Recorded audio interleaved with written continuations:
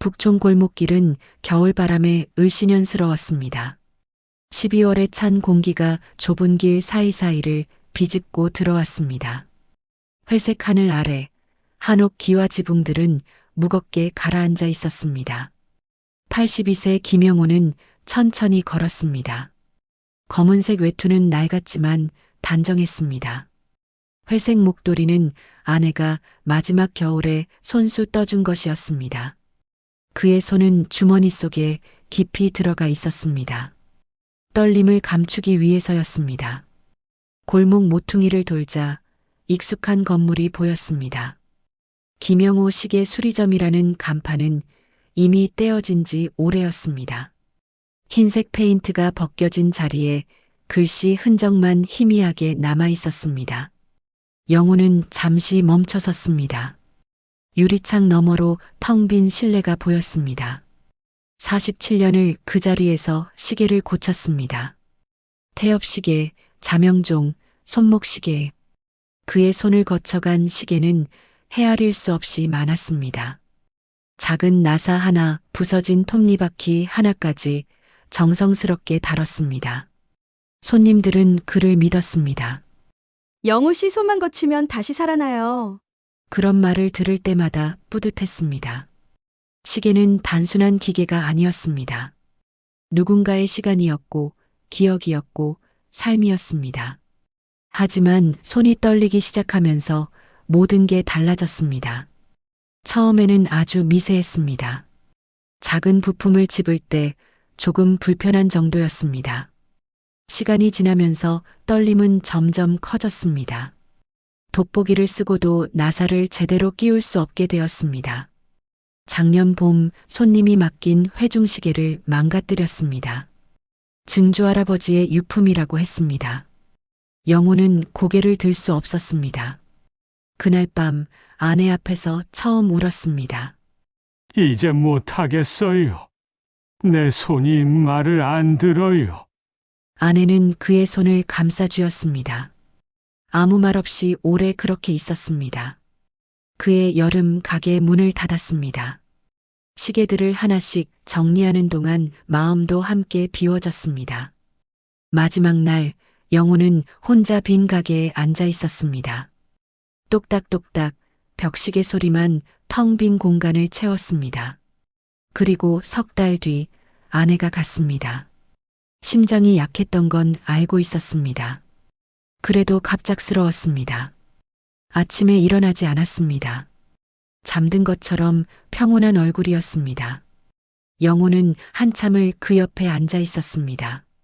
장례식장에서 아들 민석을 만났습니다. 5년 만이었습니다. 검은 정장을 입은 민석은 어색하게 인사했습니다. 아버지, 죄송해요. 괜찮다. 제가 더 자주 올 걸 그랬어요. 알아. 바쁜 거 다 안다. 민석은 서울에서 회사를 다녔습니다. 임원까지 올라갔다고 들었습니다.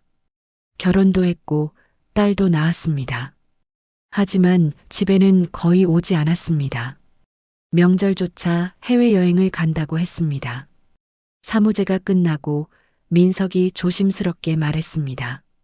아버지, 혼자 계시기 힘드시면 요양원 알아볼까요? 영호는 고개를 저었습니다. 난 괜찮아. 내 할일 해라. 그래도 내 어머니는 이 집을 좋아했어. 나도 여기 있을 거야. 민석은 더 이상 말하지 않았습니다. 이틀 뒤 떠나기 전에 그가 말했습니다. 난 이제 내 삶을 살겠습니다. 아버지도 그러세요. 그 말의 의미를 영호는 알았습니다. 더 이상 연락하지 않겠다는 뜻이었습니다. 그래. 영호는 짧게 대답했습니다. 아들을 원망하지 않았습니다. 자기 삶이 있는 게 당연했습니다. 하지만 외로웠습니다. 집은 너무 조용했습니다. 아침에 일어나면 아무도 없었습니다. 밥을 혼자 먹고 텔레비전을 보고 산책을 했습니다. 같은 일상이 반복되었습니다. 영호는 다시 걸었습니다. 폐업한 시계점을 지나쳐 골목 안쪽으로 들어갔습니다. 오늘은 카페에 가려고 했습니다. 아내가 좋아하던 곳이었습니다. 카페 이름은 시간의 향기였습니다. 10년 전에 생겼습니다. 아내는 그곳 커피를 무척 좋아했습니다. 일요일마다 함께 갔습니다. 창가 자리에 앉아서 커피를 마시고 이야기를 나눴습니다. 여기 오면 마음이 편해져요. 아내는 그렇게 말하곤 했습니다. 영호도 그랬습니다. 집에만 있으면 숨이 막혔습니다. 텅 빈 공간이 점점 좁아지는 것 같았습니다. 오늘은 그 향기를 맡고 싶었습니다. 아내가 사랑했던 그 따뜻함을 다시 느끼고 싶었습니다. 골목 끝에 카페가 보였습니다. 나무로 된 작은 간판이 바람에 흔들렸습니다. 창문 사이로 따뜻한 불빛이 새어나왔습니다. 영호는 잠시 멈춰섰습니다. 손은 여전히 떨렸습니다. 가슴 깊은 곳에서 무언가가 울렁거렸습니다. 두려움이었는지 기대였는지 알 수 없었습니다. 그는 천천히 문을 향해 걸어갔습니다. 차가운 바람이 뒷목을 스쳤습니다. 하늘에서 첫 눈송이가 떨어지기 시작했습니다. 문을 밀고 들어서자 따뜻한 공기가 얼굴을 감쌌습니다. 커피 향이 진하게 퍼져 있었습니다. 잔잔한 재즈 음악이 흘렀습니다. 영호는 잠시 입구에 서서 실내를 둘러봤습니다. 카페는 그대로였습니다. 나무 테이블과 의자, 벽에 걸린 오래된 시계들, 아내와 함께 앉았던 창가 자리도 보였습니다. 그곳에는 젊은 커플이 앉아 있었습니다. 남자는 노트북을 펼쳐놓고 있었고, 여자는 스마트폰을 보고 있었습니다. 어서 오세요. 카운터에서 젊은 여직원이 밝게 인사했습니다. 20대 중반쯤 되어 보였습니다. 이름표에는 윤지수라고 적혀 있었습니다. 아메리카노 하나 주세요. 네, 잠시만 기다려주세요. 영호는 구석 테이블로 갔습니다. 창가는 아니었지만 괜찮았습니다. 의자를 빼고 조심스럽게 앉았습니다. 외투를 벗어 옆 의자에 걸었습니다. 주변을 다시 둘러봤습니다. 손님은 많지 않았습니다.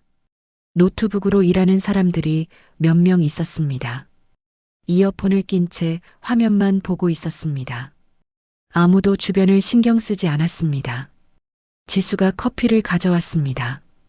하얀 잔에 담긴 검은 커피였습니다. 여기 있습니다. 천천히 드세요. 고맙습니다. 지수는 미소를 지으며 돌아갔습니다.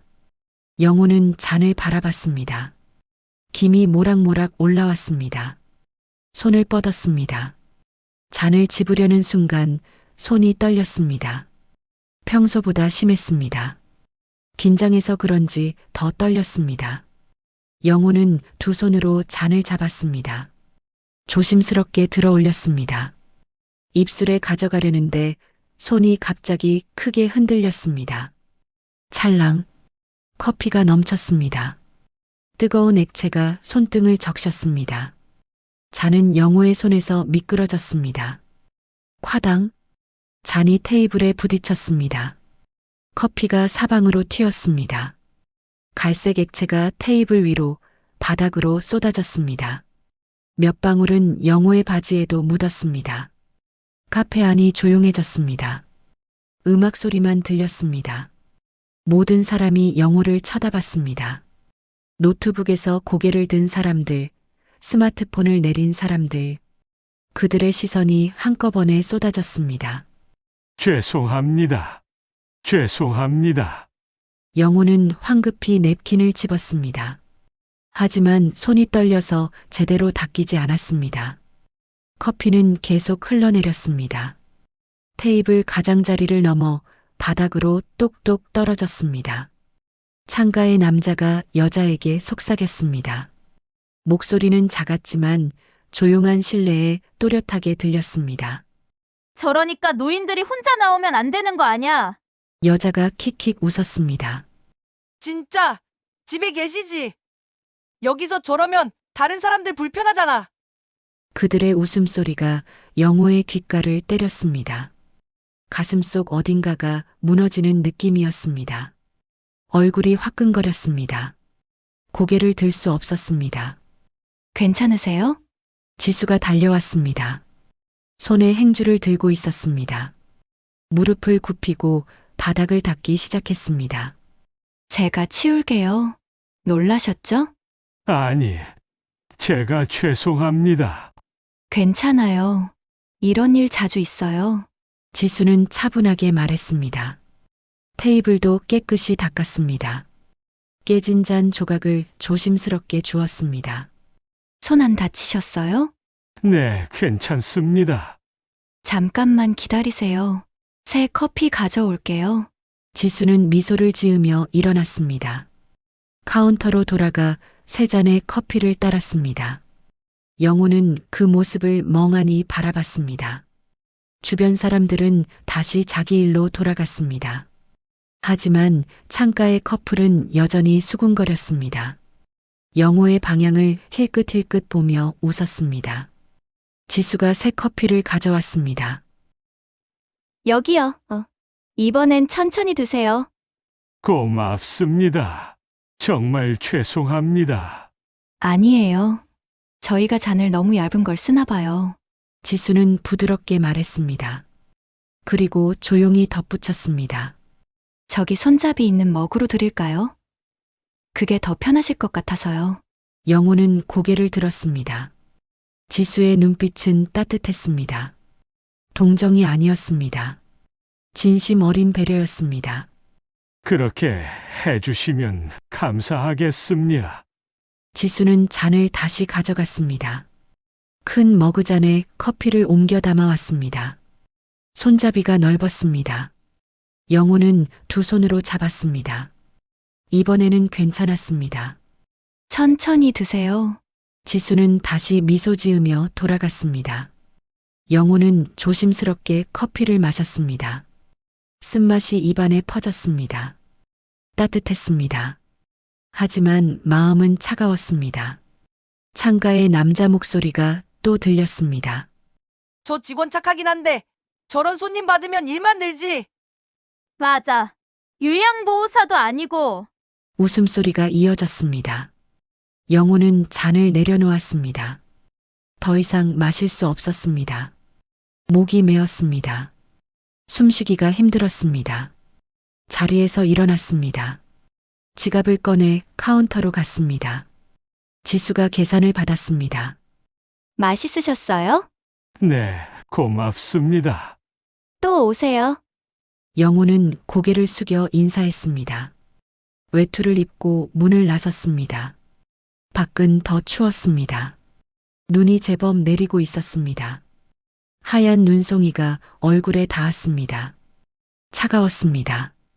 영호는 골목을 걸었습니다. 발걸음이 무겁게 느껴졌습니다. 아까 들었던 말들이 머릿속에서 맴돌았습니다. 노인들이 혼자 나오면 안 되는 거 아냐? 집에 계시지. 요양보호사도 아니고. 그들에게 자신은 불편한 존재였습니다. 방해가 되는 사람이었습니다. 배려받아야 할 대상이 아니라 피해야 할 대상이었습니다. 아내가 살아있을 때는 달랐습니다. 둘이 함께 다니면 괜찮았습니다. 서로 의지하고 서로 도왔습니다. 하지만 이제 혼자였습니다. 혼자라는 게 이렇게 무거운 것인지 몰랐습니다. 집으로 돌아가는 길이 멀게 느껴졌습니다. 눈은 점점 더 많이 내렸습니다. 하얀 눈이 골목을 덮었습니다. 영호는 천천히 걸었습니다. 떨리는 손을 주머니에 넣었습니다. 가슴 깊은 곳에서 뭔가가 무너져 내렸습니다. 지수의 친절은 고마웠습니다. 그 따뜻함은 진짜였습니다. 하지만 그것만으로는 부족했습니다. 세상은 여전히 차가웠습니다. 집이 보였습니다. 어두운 창문, 꺼진 불빛, 아무도 기다리지 않는 빈집이었습니다. 영호는 문 앞에 섰습니다. 열쇠를 꺼내려다 멈췄습니다. 들어가고 싶지 않았습니다. 그 안에는 아무것도 없었습니다. 텅 빈 공간만 있었습니다. 그곳에 혼자 앉아서 오늘을 떠올리면 견딜 수 없을 것 같았습니다. 하지만 갈 곳도 없었습니다. 영호는 천천히 열쇠를 돌렸습니다. 문이 열렸습니다. 어두운 현관이 그를 맞이했습니다. 불을 켜지 않았습니다. 외투도 벗지 않은 채 거실로 들어갔습니다. 소파에 앉았습니다. 창밖으로 눈이 내리는 게 보였습니다. 하얗게 쌓이고 있었습니다. 고요했습니다. 영호는 가만히 앉아 있었습니다. 마음속 무언가가 결심처럼 단단해지고 있었습니다. 이대로는 안 된다고 생각했습니다. 하지만 무엇을 해야 할지 알 수 없었습니다.